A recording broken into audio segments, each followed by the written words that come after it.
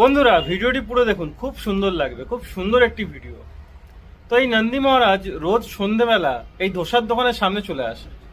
ধোসার মালিক তাকে বিরক্ত করে না, এই নন্দী মহারাজও কাউকে বিরক্ত করে না, চুপচাপ দাঁড়িয়ে থাকে, কিছুতে মুখ দেয় না, কাউকে কোনো রকম বিরক্ত করে না, চুপচাপ দাঁড়িয়ে থাকে। তো এই লোকটি মানে এত বড় মন চিন্তার বাইরে, এই লোকটি আরামসে নন্দী মহারাজের দিকে তাকিয়ে থাকে, দেখে এবং তিনি ধোসা বানাতে শুরু করেন। তো ধোসা সুন্দরভাবে তার জন্য বানায়, নন্দী মহারাজের জন্য ধোসা বানায়। এবার এমনি কিন্তু ধোসা বানায় না, সুন্দরভাবে যেরকম সবার জন্য ধোসা বানায়, সেই নন্দী মহারাজের জন্য সে ধোসা বানায়। দেখুন কি সুন্দরভাবে ধোসা বানাচ্ছে, শুধুমাত্র এই নন্দী মহারাজের জন্য। তো আমাদের সবসময় উচিত, যদি কোনো অবলা প্রাণী আমাদের সামনে আসে, যদি আমাদের সামর্থ্য থাকে, অবশ্যই তাদেরকে খাওয়ানো উচিত এই লোকটির মতো। তো দেখুন নন্দী মহারাজের জন্য সুন্দরভাবে ধোসা বানাচ্ছে, একদম চুপচাপ দাঁড়িয়ে আছে, কাউকে কিন্তু কোনো রকম কোনো বিরক্ত করছে না। এবং এই লোকটিও নিজের কাজ করে যাচ্ছে, ধোসা বানিয়ে যাচ্ছে। নন্দী মহারাজ জানে এই লোকটি তার জন্য ধোসা বানিয়ে তাকে নিজের হাতে খাওয়াবে।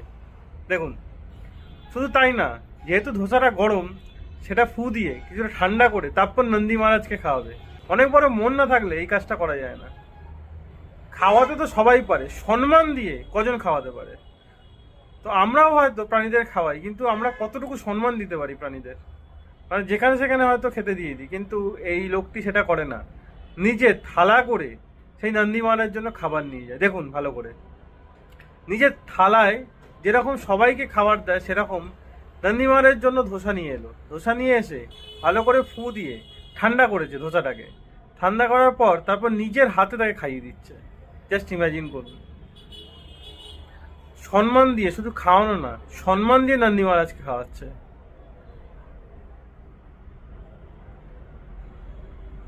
লোকটি মন জিতে নিল। এরকম সম্মান দিয়ে প্রাণীদের খুব কম মানুষে খাওয়াতে পারে। অনেকে হয়তো প্রাণীদের খাবার দেয় কিন্তু সম্মান হতে দেয় না, কিন্তু এই লোকটি সম্মান দিয়ে এই নন্দী মহারাজকে খাবার খাওয়াচ্ছে। নন্দী মহারাজ খাবার খাওয়ার পর চুপচাপ সেখান থেকে, কাউকে বিরক্ত না করে চুপচাপ চলে গেল। এবার দেখুন, কিছুটা ঠেকুয়া ছিল, সেটাও নন্দী মহারাজকে দিল। নন্দী মহারাজ সেটাও খেলো, প্রাণ ভরে খেলো। দেখুন কি শান্তির সঙ্গে খেলো। তো আমার মনে হয় এরকম মানুষ খুব কম আছে যারা প্রাণীদের তো শুধু খাওয়ায় না, প্রাণীদের সম্মান দিয়ে খাওয়ায়। এবং এই লোকটির জন্য স্যালুট। এই লোকটি একটি মহান কাজ করছেন। আমাদের সবার উচিত এই অবলা প্রাণীদের নিজের সাধ্যমতো খাওয়ানো এবং সম্মান দিয়ে খাওয়ানো।